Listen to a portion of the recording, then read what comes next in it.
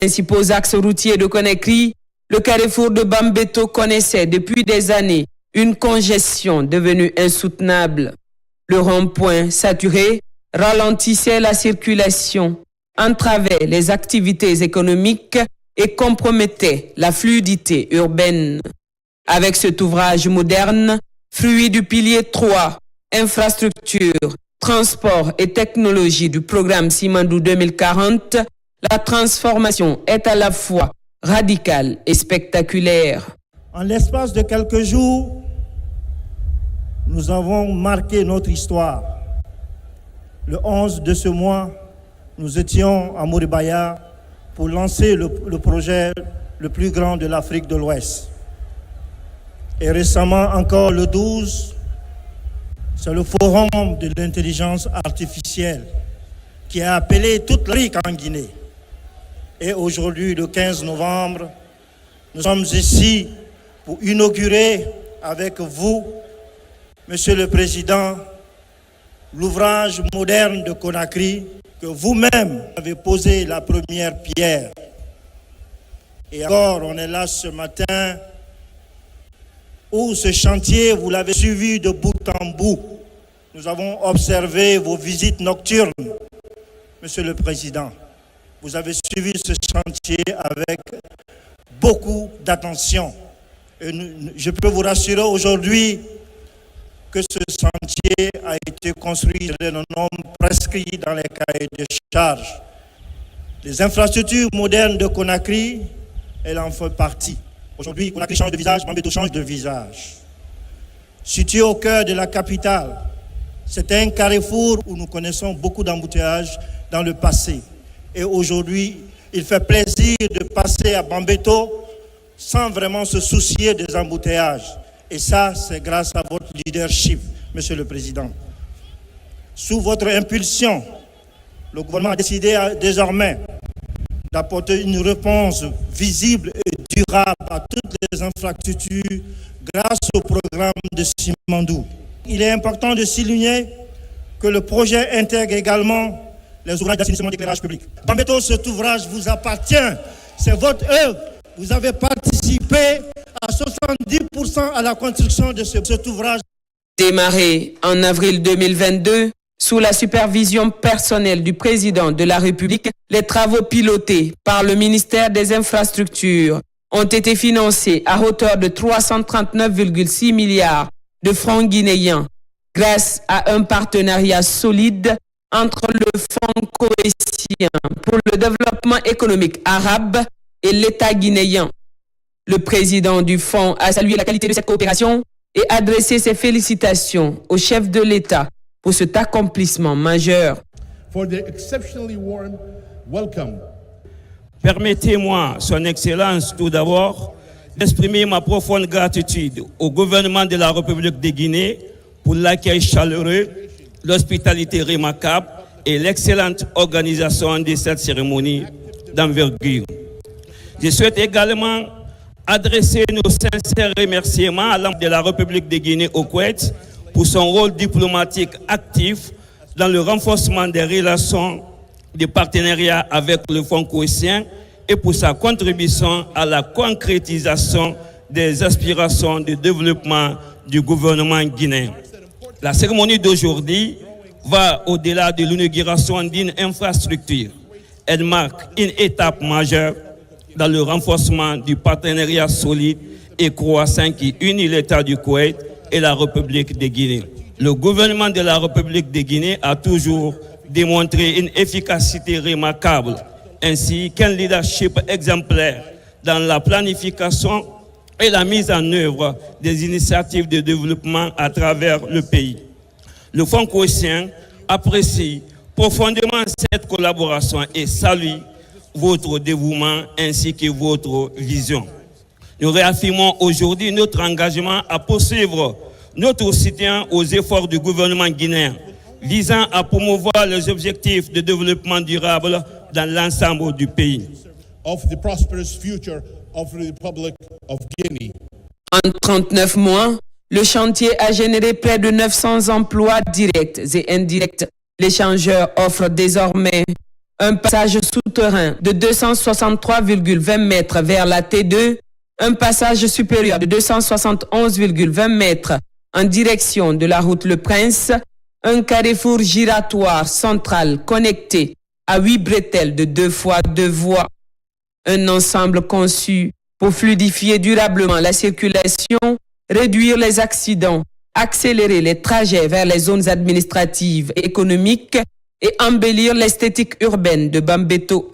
Son Excellence, Monsieur le Président de la République, avait donné une orientation claire, transformer en profondeur le quotidien des Guinéennes et des Guinéens, fluidifier la mobilité urbaine et bâtir des infrastructures modernes dignes de notre vision nationale. Aujourd'hui, Monsieur le Président, cet engagement devient une réalité. Avec ses 261 mètres linéaires, l'échangeur de Bambeto permettra premièrement de réduire significativement des embouteillages, deuxièmement, amélioration de la sécurité routière, troisièmement, une mobilité plus fluide dans l'un des carrefours les plus fréquentés de Conakry. Et quatrièmement, enfin, un désenclavement accru des quartiers environnants, particulièrement les quartiers de Hamdallah, de Koza et de Kibé. Mesdames et messieurs, ce projet n'est pas seulement un ouvrage technique, c'est une réponse concrète aux besoins des citoyens. C'est une tradition visible de la volonté politique de bâtir une capitale dynamique, moderne et mieux structurée. Depuis plusieurs décennies, la Guinée et le Koweït entretiennent une coopération fondée sur la confiance, sur la fidélité et sur l'efficacité. Cette coopération exceptionnelle s'est encore renforcée sous le leadership visionnaire du président de la République. Le Koweït Fund accompagne notre pays dans des projets structurants et durables. Il finance également les projets stratégiques de construction de l'échangeur d'Anko 5, un autre ouvrage majeur dont les travaux démarreront très prochainement et qui viendra à son tour transformer le paysage urbain de Conakry. Au nom du chef de l'État, le conseiller à la présidence chargé des infrastructures et des transports, ancien ministre des Travaux publics, a invité l'assistance à observer 1 minute de silence en mémoire des martyrs de l'Axe. Il a rappelé une vérité devenue incontestable. L'Axe, longtemps stigmatisé, s'impose aujourd'hui comme un moteur du développement de la capitale. Un tournant rendu possible grâce à la volonté du président Mamadi Doumbouya de restaurer les droits des populations et de transformer durablement leur cadre de vie. Au nom de son Excellence, Monsieur le Président de la République, je vous prie de vous lever et d'observer 1 minute de silence en l'honneur de tous les martyrs de l'Axe.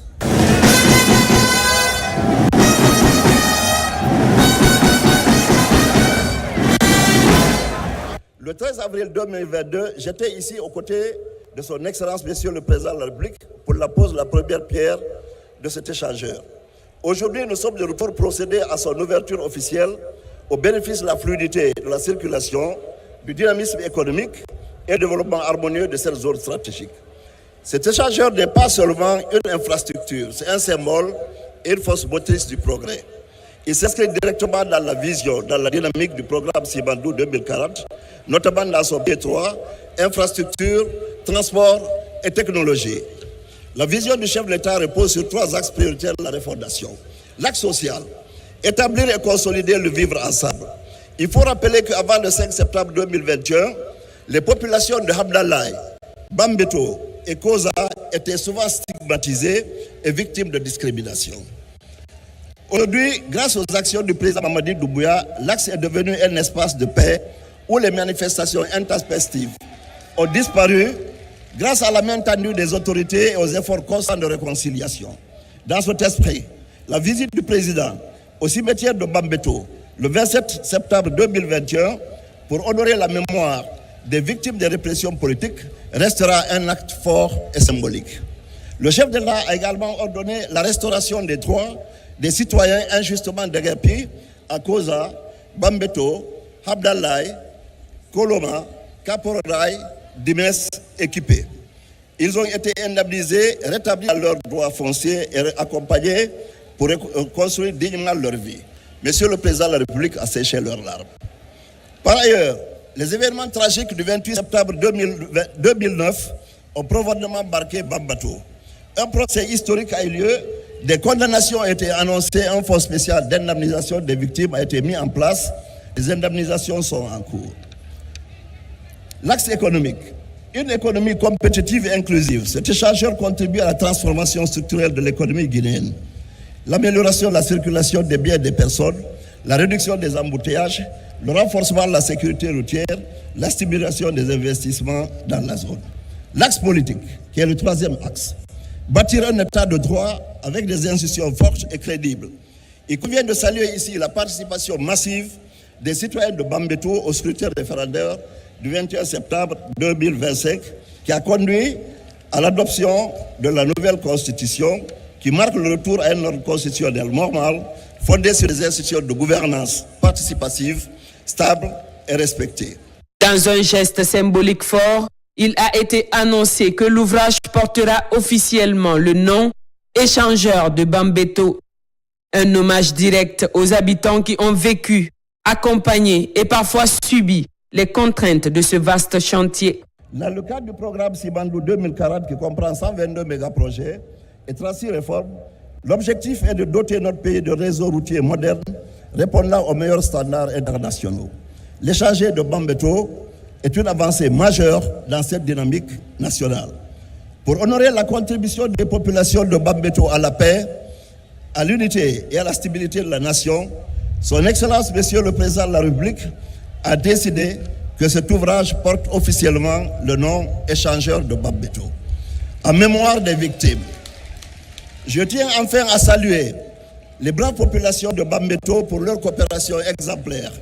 Tout au long des travaux, aucune manifestation, aucune destruction des biens, aucune entrave. La cérémonie s'est conclue par les prières et bénédictions du grand imam de Conakry et de l'archevêque de l'église anglicane, scellant ce moment d'unité nationale.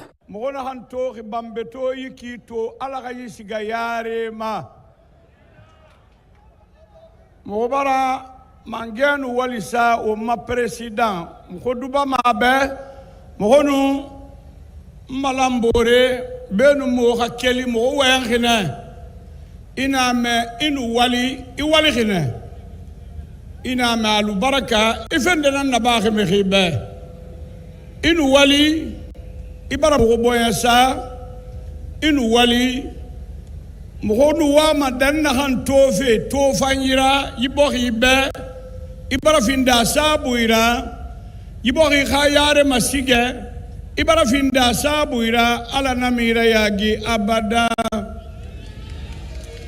ala namalagine yamara nimisa abada ala namalagine lu nganigenya khiyo wa honki mo pirakita mo khadu bebe monsieur le président mo pirakita mo khadu bebe walima ina hanna bafe ko duba mi benanan tamayati ko bu fana mangafe khefa lagina mu mangafe khefa mange wali ko wa manana konfa afala fe sorba khamanga abu khamanga na khamarafa heri na khamanga ya kui mo gona nan félicité ma mo duba mananambe inu wali isalo mo ko nena hanna baxe ala ke continuer. Bambeto, jadis cité frondeuse et marginalisée, se tient aujourd'hui aux avant-postes du développement national. Un quartier longtemps mis à l'écart qui retrouve sa dignité et exprime sa reconnaissance à celui qui a compris ses douleurs, ses attentes et ses aspirations, le président Mamadi Doumbouya. Et en retour, Bambeto a répondu présent, massivement, fièrement, unanimement.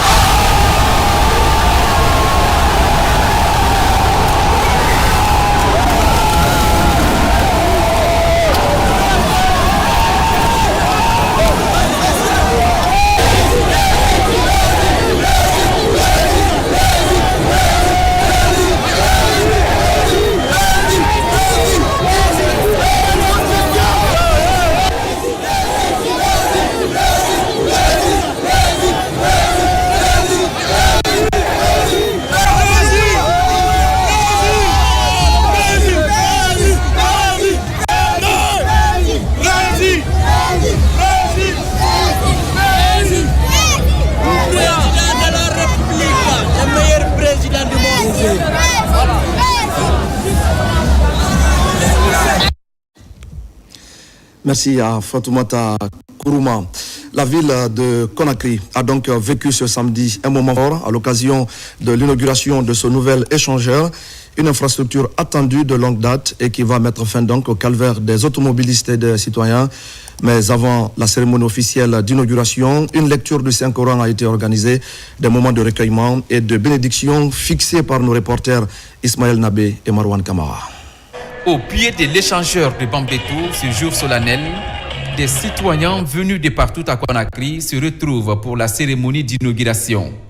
Peu avant le traditionnel coupure des cordons inaugural, les responsables religieux procèdent à une lecture du Saint-Coran, un temps de prière destiné à placer cet ouvrage sous le signe de la bénédiction et de la protection divine. L'initiative est du secrétariat général des affaires religieuses en partenariat avec les riverains de Bambeto. Prier pour la prospérité, la paix, l'unité et le développement de la Guinée après l'ouverture de ce pont. Aussi prier pour le chef de l'État qui aujourd'hui Dieu a confié la Guinée, qui dirige aujourd'hui la destinée de la Guinée. Depuis 6 heures du matin, les gens sont mobilisés à la mosquée et pour la lecture du Coran, ce qui signifie que tout le monde est pour le pays, tout le monde est pour la paix, tout le monde est pour la cohésion sociale. Et ça, c'est très significatif que les Guinéens se donnent la main au moment où on a besoin de tout le monde. La réalisation de ce gigantesque ouvrage routier ici à Bambeto va permettre de favoriser la fluidité de la circulation dans cette zone stratégique de la ville.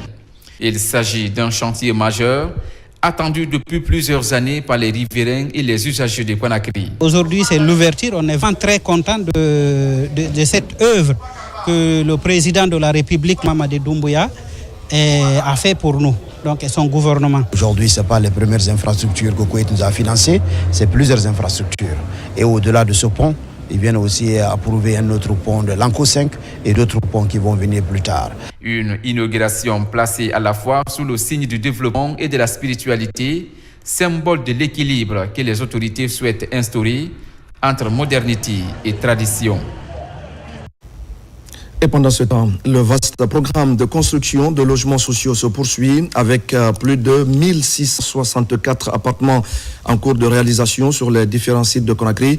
Fraîchement nommé à la tête de l'Agifil, le nouveau directeur général s'est rendu sur le terrain, une visite pour évaluer l'état d'avancement des travaux. On fait le point avec Abakar Junior Kamara. L'Agence guinéenne pour le financement du logement, Agifil, est un programme du gouvernement guinéen qui a pour mission de créer un cadre de partenariat favorable entre l'État et les promoteurs immobiliers. Pour concrétiser cette vision, le nouveau directeur général aussitôt installé se rend les grands chantiers de l'État. Première étape, la cité Ziama de Sonfonia. Ici, Kakande Imo a réalisé 8 immeubles de 160 appartements et 15 immeubles de 300 appartements. 460 appartements au total sont réalisés et les travaux de finition sont en cours. Nous avons un programme de 1500 logements. En cette phase pilote, nous avons 280 logements à livrer où le niveau d'avancement tourne aujourd'hui entre 75 et 80%. Vous avez des F3, des F4, salon et 3 chambres. Et les F3, un salon et 2 chambres. L'acquisition d'un toit décent pour tous est l'ambition du gouvernement. 44 000 hectares sont mis à la disposition des promoteurs immobiliers afin de concrétiser la vision du gouvernement. On a décidé avec l'ensemble de l'équipe de toucher du doigt les réalités, les travaux qui sont là en train de s'effectuer sur le terrain et voir l'état d'avancement. Et aujourd'hui, nous le constatons avec beaucoup de satisfaction. Et aussi, de façon générale, il y a des difficultés sur ces travaux. Aussi, nous avons constaté des remarques et ensemble, nous allons voir comment lever pour aller le plus vite à la phase de livraison. Nous sommes réconfortés ce matin d'avoir la visite à peine d'être installé du nouveau directeur de Agifil. Et ça nous permet, une fois de plus, de redoubler d'efforts et d'envisager toutes les dispositions. Les logements sociaux de Ketaya, Matoto et Sonfonia regroupent 1664 appartements pour ce projet pilote. L'ambition du gouvernement est de créer un cadre de vie décent à travers ces logements sociaux.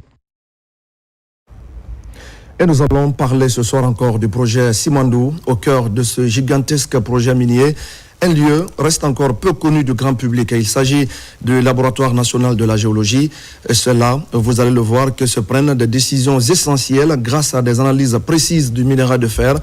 Notre reporter Moussa Komara a pu pénétrer dans cet espace où la science guide chaque étape de l'exploitation. Regardez. Derrière l'ambition minière de Simandou, un centre discret presque silencieux, mais stratégique.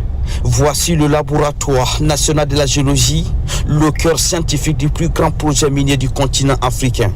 Cette infrastructure ultramoderne, avec des équipements de pointe, est plus qu'un bâtiment. C'est un centre névralgique de contrôle, d'analyse qui guide les décisions, valide les processus et anticipe les risques. Sans le labo, on peut se dire oui qu'on est pays minier, mais on se contentera uniquement de ce que les miniers nous donneront. Donc le labo, il intervient en amont et en aval. Ce qui a fait que le labo a été très prompt dans la réalisation de ce laboratoire, dans l'achat des équipements, dans la formation des cadres. Tout ce que le projet produit ou produira, le laboratoire sera capable d'analyser tout. De l'arrivée de l'échantillon au rapport final, chaque étape est chronométrée. Des tests complets exécutés avec une précision chirurgicale. Nous n'avons pas droit à l'erreur parce que les données que nous obtenons à travers les analyses, ces données-là sont utilisées par l'administration fiscale pour l'ensemble des taxes. Et alors, c'est à ce niveau que nous obtenons une valeur ajoutée. Derrière ces analyses se cache une rigueur sans faille.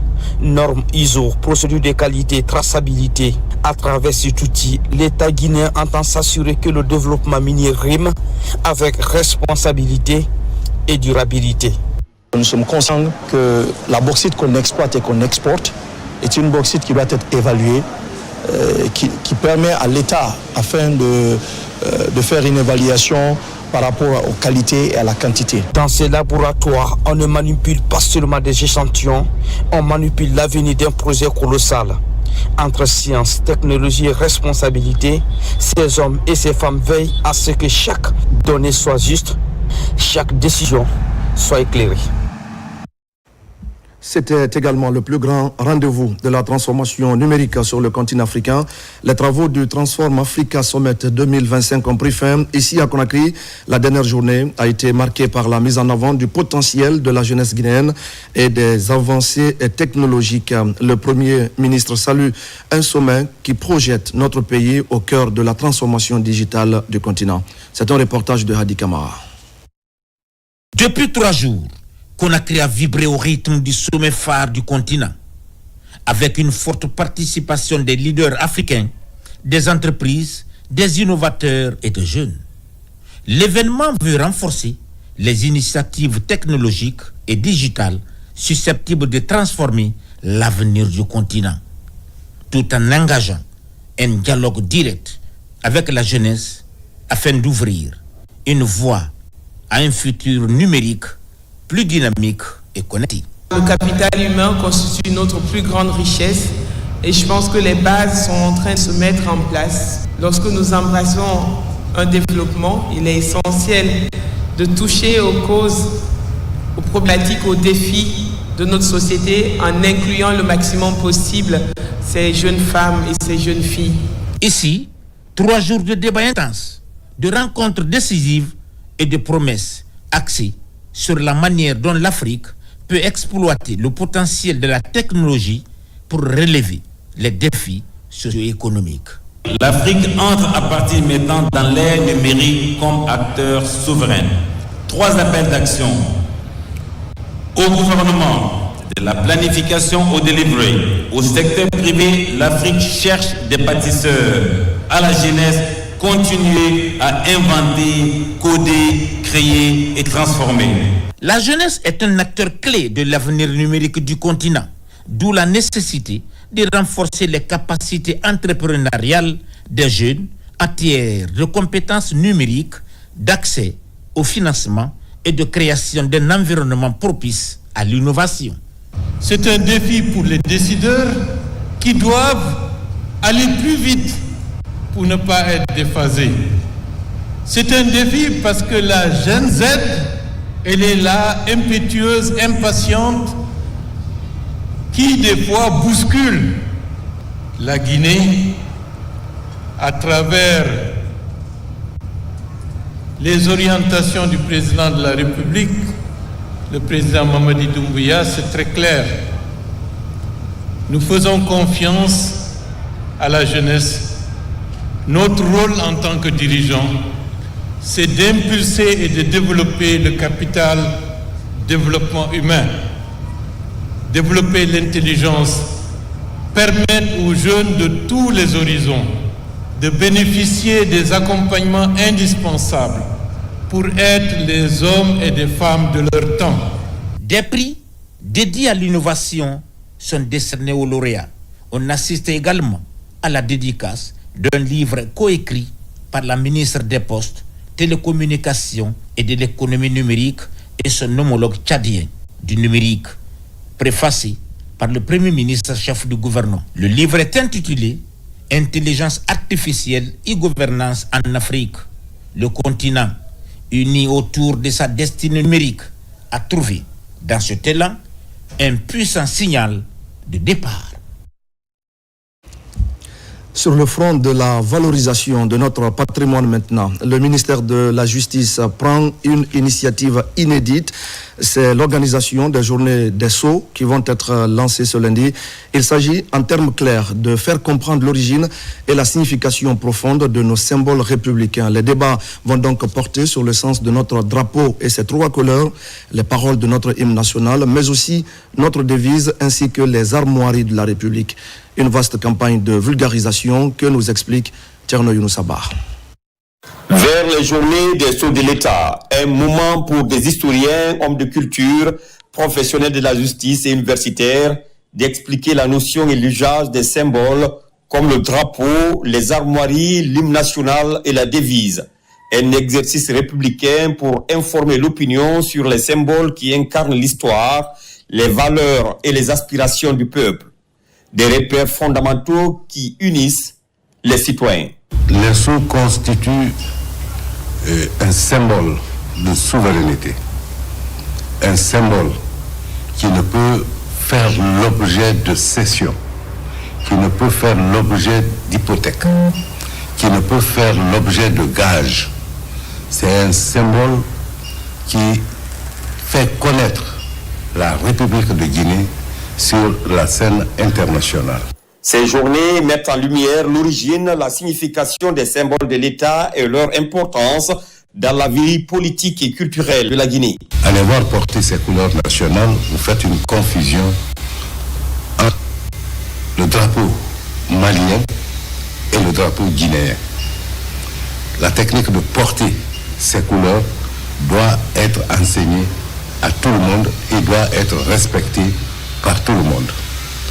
Quand vous prenez par exemple notre emblème, la signification de notre emblème n'est pas maîtrisée par tout le monde. Et quand vous prenez la devise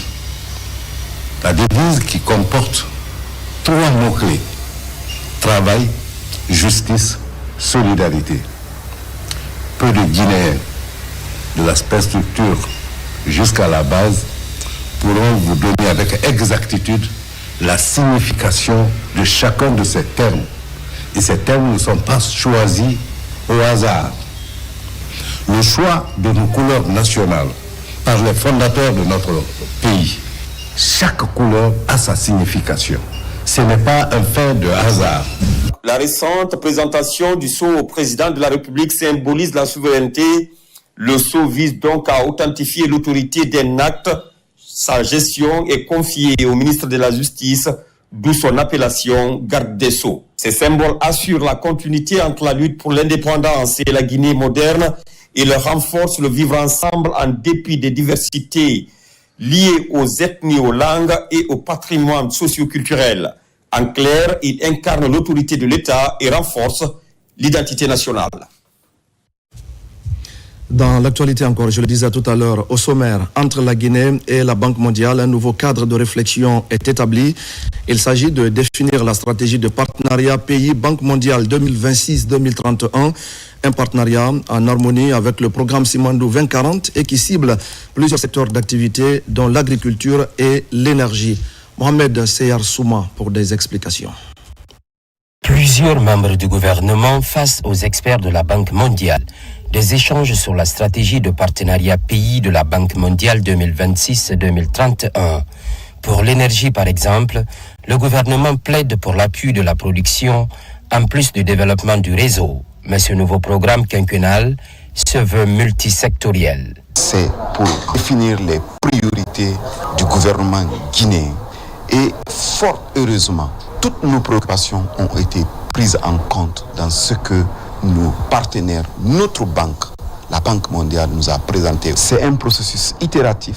On est au milieu parce qu'il y a eu beaucoup de concertations. Parmi les thèmes débattus, l'agriculture, le corridor Simandou et le capital humain. Preuve de la cohérence du partenariat Banque mondiale 2026-2031 avec le programme Simandou 2040. On a un programme de presque 1,5 milliard du côté du groupe de la banque, accompagné par la SFI également qui a presque 300 millions. Donc, alors on a ambition, parce que le programme Simandou c'est 200 milliards sur 15 ans avec 120 projets. Et donc, nous, on va faire 3 choses qu'on voulait faire. Se focaliser, choisir les secteurs qui peuvent être transformateurs pour le pays et utiliser le point d'entrée, ces corridors que le pays a créés. Ce nouveau partenariat entrevoit la création d'emplois, d'où la prise en compte du secteur privé. En travaillant avec le secteur privé, sera de nous assurer que nous supportons non seulement les plus grosses entreprises, mais aussi les plus petites. Et pouvons supporter toute cette jeunesse et cette innovation que l'on sent bouillir en Guinée. Pour le partenariat Banque mondiale 2026-2031, ce n'est pas qu'avec le gouvernement. Les réflexions seront élargies à la société civile. Le ministère du Travail et de la Fonction publique décide de mettre fin à une injustice qui touche des milliers de fonctionnaires guinéens. Ce samedi, les examens professionnels ont été lancés à Conakry et dans certaines régions du pays. Ces examens visent à donner la possibilité aux agents de passer d'un grade à un autre, d'une hiérarchie à une autre. Retour sur cette journée de lancement à l'école primaire de Kipé avec Mamadi Ternakami Sokour. C'est un grand jour pour des milliers de fonctionnaires longtemps bloqués dans leur évolution administrative. À Conakry, le ministre du Travail et de la Fonction publique procède au lancement officiel des examens professionnels 2025. Au total, 15 542 agents de hiérarchie C, B1 et B2 souhaitant accéder au grade supérieur sont concernés par cette grosse opération organisée simultanément dans les régions administratives du pays. Au-delà de la symbolique, ces évaluations professionnelles qui mobilisent de nombreuses femmes visent à rétablir les fonctionnaires dans leurs droits et à garantir une progression de carrière plus juste et plus transparente. Vous savez, il y a des fonctionnaires qui sont dans l'administration publique il y a plus de 10 ans, 15 ans. Ils sont au même statut, la même hiérarchie, même grade, même échelon. Ils n'ont pas connu de progression. C'est un grand problème de carrière. Donc le président de la République, dans le cadre de la modernisation de l'administration publique, il a demandé à ce qu'on organise ces examens, comme le prévoient les textes de loi. Et à l'issue des résultats, beaucoup de fonctionnaires changeront d'hiérarchie, beaucoup changeront de grade et beaucoup changeront d'échelon. Dans la zone spéciale de Conakry, ce sont plus de 5000 agents qui affrontent les différentes épreuves dans les centres retenus. Sur place, l'organisation technique et la mobilisation des acteurs du secteur offrent des garanties sur le bon déroulement du processus. J'ai fait plus de 7 ans, sans grade, vraiment, je suis très contente. Les sujets étaient abordables et ce qui m'a impressionné encore, il y avait plus de femmes que d'hommes. Il y a des gens qui ont fait 10 ans sans changement de hiérarchie. Et dans le protocole de la signature de statut particulier, c'était un point très important qui a été cité. Désormais, plus question pour un fonctionnaire de déposer individuellement une demande de réclassement de grade, d'échelon ou de hiérarchie. Pour plus de transparence et de justice sociale, les examens professionnels seront organisés de manière régulière afin de répondre aux attentes de toutes les catégories de fonctionnaires. Ces examens professionnels ont aussi été lancés dans toutes les régions administratives du pays. Ce concours professionnel est élargi à tous les corps de l'administration publique et il s'inscrit dans un programme visant à améliorer la capacité d'intervention des fonctionnaires guinéens. Voici le tour d'horizon proposé par Ibrahima Oulem Fofana depuis Farana. Dans la région administrative de Farana, les 1014 candidats sont repartis entre 3 centres. C'est le lycée Gamal Abdel Nasser de Farana qui a servi de cadre au lancement des épreuves à 10h par le gouverneur de la région administrative de Farana, accompagné du préfet et de l'inspecteur régional de l'administration publique qui supervise ces examens dans le Sankaran. À Kankan, 1844 candidats pour 12 profils affrontent également les épreuves et le lancement officiel est fait au lycée 3 avril. Une cérémonie présidée par le secrétaire général de la préfecture accompagné du superviseur régional des examens à Kankan. En Zérékoré, 1982 candidats sont repartis dans 5 centres d'examen de la capitale forestière. Chaque candidat est soumis à un questionnaire de 60 questions. À Mamou, les examens professionnels ont été officiellement lancés ce matin ici au collège El Haj Aboubakar Doukouré. C'est dans cette salle des agents de santé que le gouverneur de région a procédé au lancement des épreuves. 666 candidats venus des 3 préfectures de la région ont été répartis dans 2 centres. Dans la cité de Karamoko Alpha Molabé, 1259 candidats pour ce concours sont repartis entre 3 centres. Un concours pour toutes les hiérarchies inférieures confondues. À Boké, 163 candidats affrontent les épreuves de ces examens professionnels. Ici à l'école primaire du centre, le lancement officiel est présidé par le chef de cabinet du gouvernorat accompagné du superviseur délégué à Bouké. Dans la ville des Agrumes, nous sommes à Tindia. Ici, au collège Tafouri également, les épreuves sont lancées à 10h. Il faut rappeler que ce présent concours élargi à tous les fonctionnaires devra permettre aux candidats de quitter de la hiérarchie C pour B1, B1, B2 et B2 pour A1. Merci à Ibrahima Oulem Fofana. Au même moment, la Guinée et ses partenaires travaillent pour alphabétiser plus de 2 millions de jeunes et adultes d'ici à 2040. Un défi que le ministère de l'Enseignement préuniversitaire tente de relever à travers la validation d'un manuel de procédure. L'outil va permettre à tous les partenaires techniques et sociaux de s'impliquer pleinement à résoudre le fléau d'analphabétisme en Guinée, surtout dans les zones rurales. Abdul Aziz Baldé. En Guinée, le taux d'analphabétisme est estimé à 68% selon l'Institut national de la statistique réalisé depuis 2016. Ce taux est plus élevé chez les femmes avec plus de 75% et la majorité de cette population se trouve dans les zones rurales. Pour inverser cette tendance, le ministère de l'Enseignement préuniversitaire, à travers la Direction nationale de l'alphabétisation, de l'éducation non formelle, travaille pour des résultats concrets. Chaque fois qu'on veut faire un programme d'alphabétisation, il faut toujours réactualiser parce que ce qui est la vérité hier, aujourd'hui elle ne l'est pas. Donc c'est ce qui fait qu'on a fait la révision de ce manuel de procédure qui a été élaboré depuis 2023 pour vraiment enlever ce qui n'est plus d'actualité maintenant et mettre ce qui est d'actualité. Aujourd'hui, le MEPUA explore une main-d'œuvre qualifiée pour une gouvernance locale renforcée. C'est dans cette optique qu'un plan stratégique de mise en œuvre du programme d'alphabétisation de plus de 2 millions de jeunes et adultes a été élaboré avec le concours des partenaires techniques et financiers. Nous devons travailler avec les ONG qui sont les acteurs sur le terrain. Il faudrait bien que ce manuel-là définisse les rôles et les responsabilités de chaque acteur. L'obligation d'utiliser nos langues nationales désormais dans notre administration et autres fait partie des propositions qu'il y a dans la nouvelle constitution. Mais pour le faire de manière efficace, il faut bien que nous ayons des services qui participent à la promotion de ces langues, à la conceptualisation, à l'étude et tout de ces langues pour les rendre beaucoup plus accessibles aux apprenants. Plus qu'un simple outil, ce manuel de procédure d'alphabétisation et d'éducation non formelle reste un véritable guide destiné aux autorités administratives et locales, mais aussi à des opérateurs en alphabétisation. Et voilà qui nous amène à parler de la promotion du secteur privé. L'on vient de jeter un regard neuf sur la lettre de politique nationale en vue de son amélioration. Les travaux ont réuni tous les acteurs du secteur privé conduits par la Direction nationale de la promotion du secteur.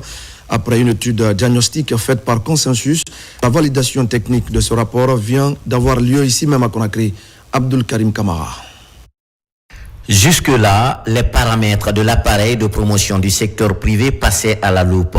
Un projet de révision de la lettre de politique nationale en la matière. À la Direction nationale de promotion du secteur privé, il est désormais question d'élaborer le rapport diagnostic avant de passer à la validation technique et à la stratégie opérationnelle de la nouvelle lettre.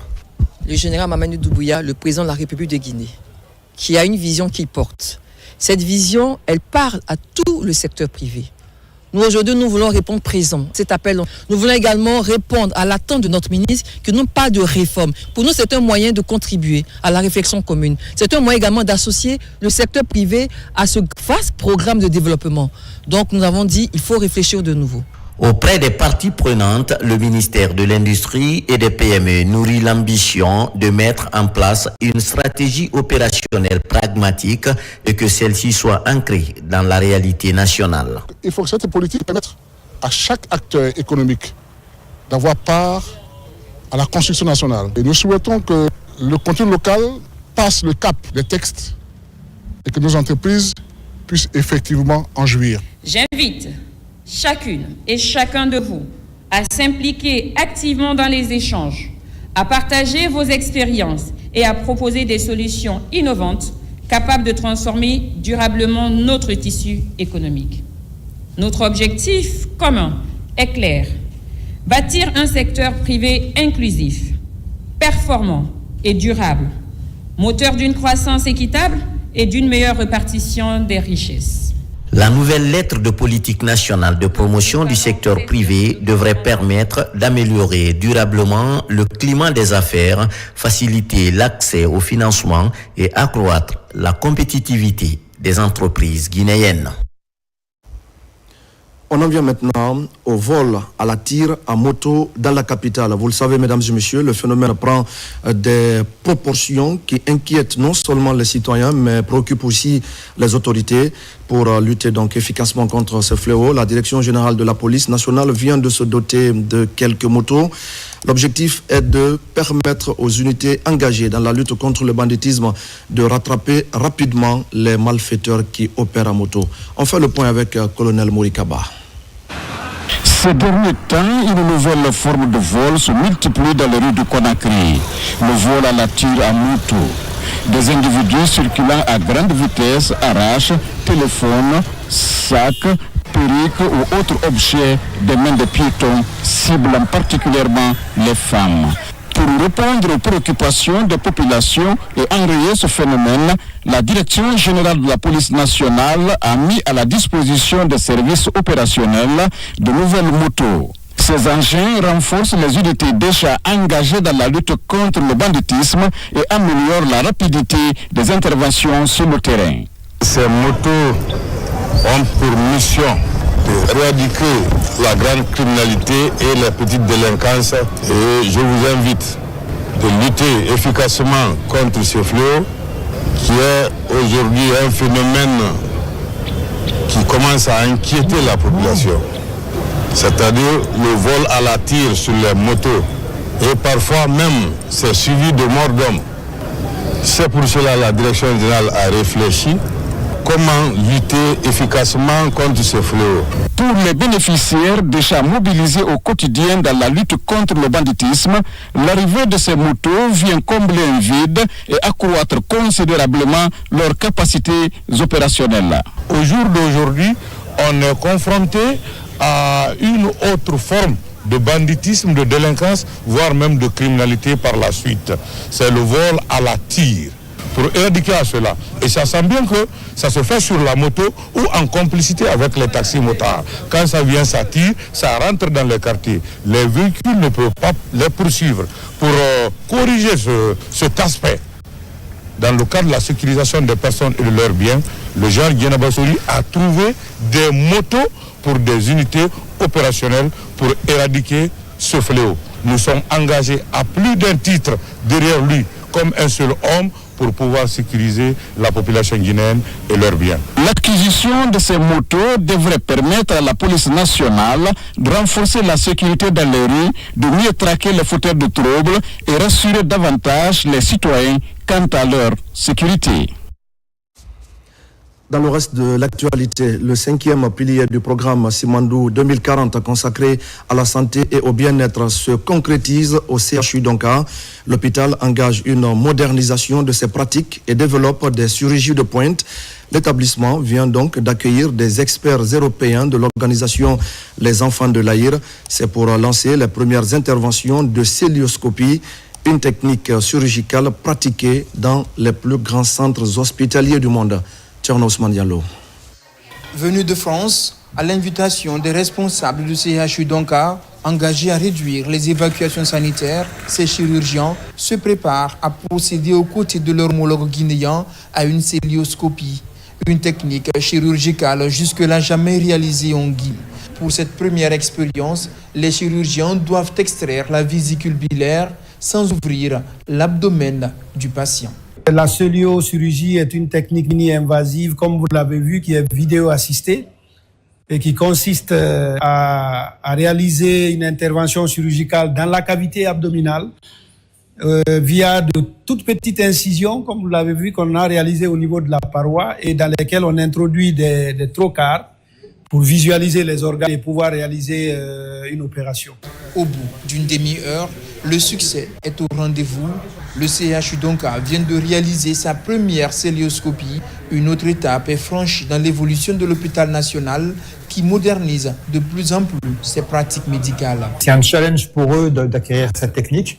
Et par ailleurs, c'est une technique, elle diminue les douleurs post-opératoires, elle diminue certains risques infectieux post-opératoires, elle permet des durées de séjour très courtes à l'hôpital et les patients peuvent reprendre une activité professionnelle très rapidement.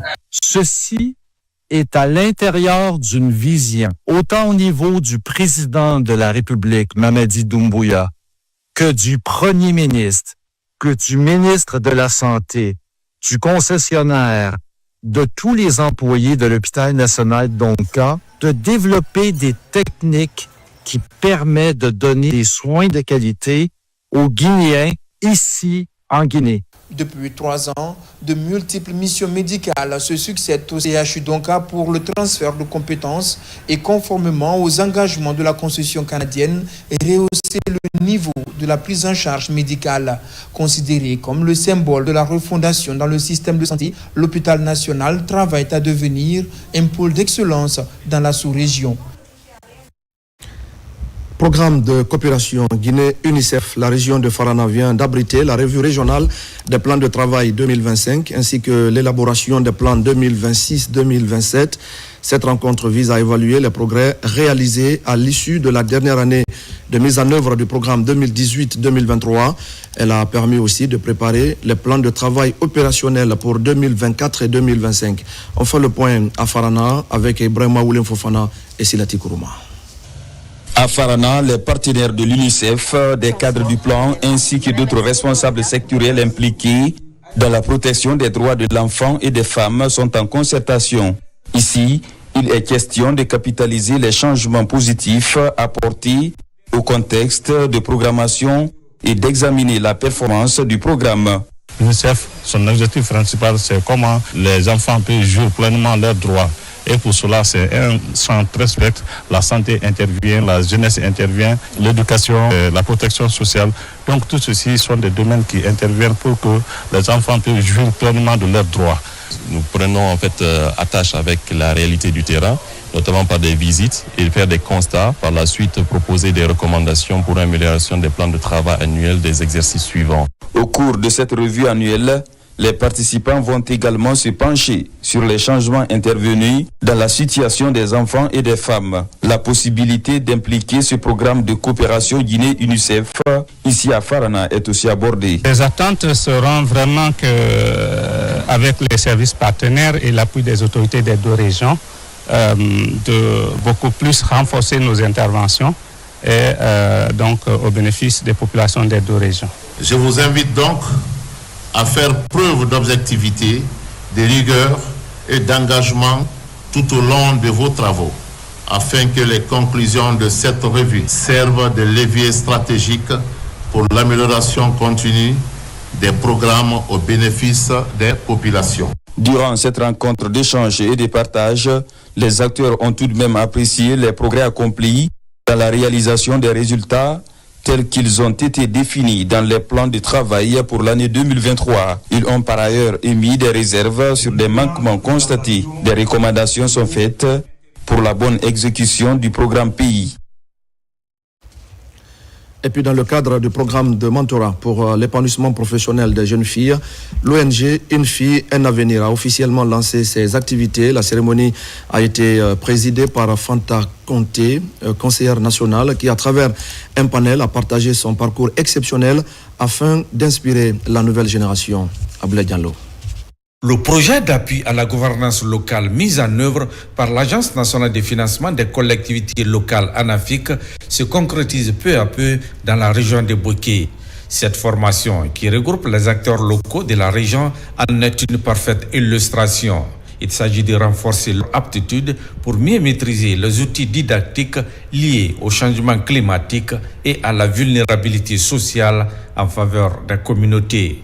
L'objectif de cet atelier, c'est l'internalisation de manière de procédure de suivi et évaluation en Afrique.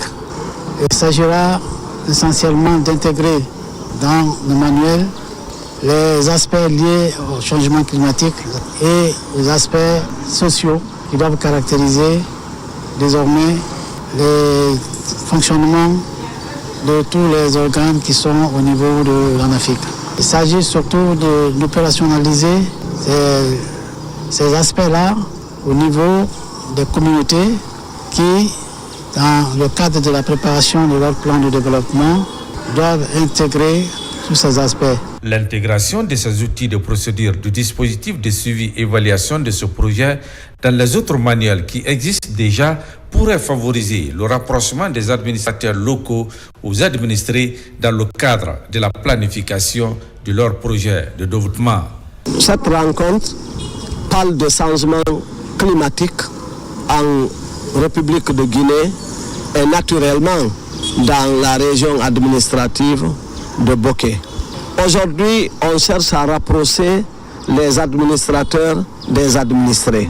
Cette politique nationale du développement communautaire est une initiative de l'État guinéen à travers le ministère de l'administration du territoire et de la décentralisation. Un projet financé par la Banque mondiale.